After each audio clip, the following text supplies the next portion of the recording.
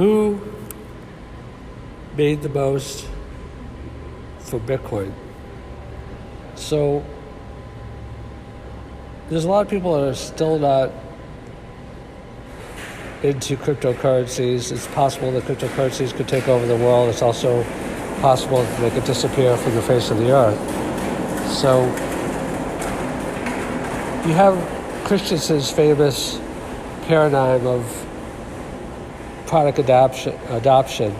You have the early adopters, and then it goes through all the cycles. It goes through the hype phase, and then the crossing the chasm. I don't remember every single phase, but it's very famous, and you've probably heard of it. So obviously, the people that made the most in Bitcoin are the ones that bought it early. Imagine if you, like Barry Silver, I think he bought, a huge amount when it was like $10, approximately. Imagine those people, or people that bought it at $1. So what kind of insight or understanding does it take to be able to do something like that?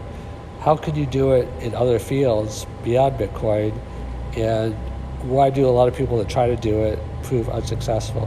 So those are some of the questions I'm going to answer here.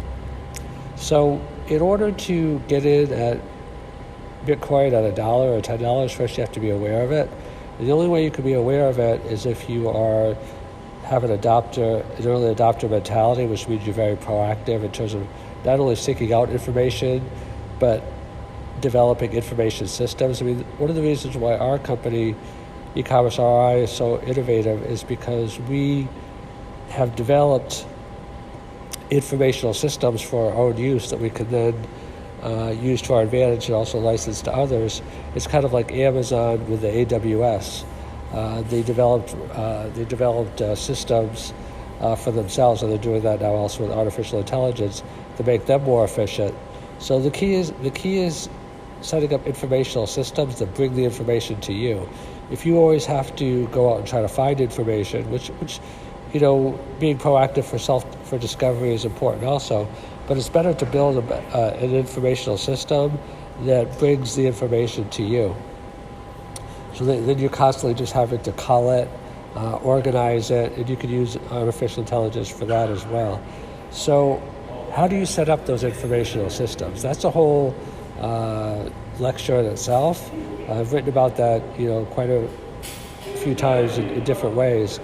But, the short answer is that you have to basically be a thought leader to identify what the sources of information are. And then you also have to understand the organizing principles of how to bring that information together in coherent and relevant form.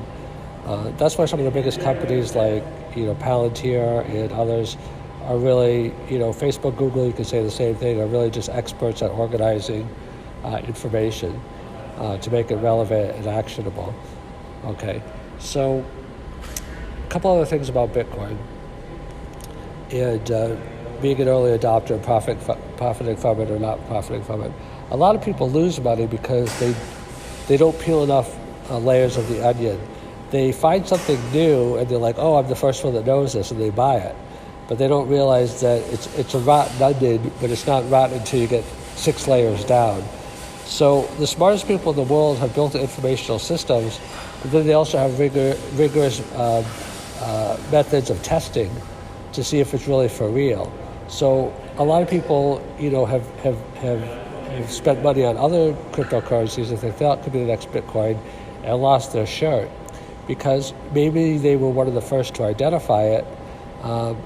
If they weren't one of the first to identify it, they're doubly jinxed. But even if they were the first to identify it, they didn't know how to evaluate it. They didn't know how to do their due diligence to see whether it is a trend or just a fad. The podcast you just heard was made using Anchor. Ever thought about making your own podcast? Anchor makes it really easy for anyone to get started.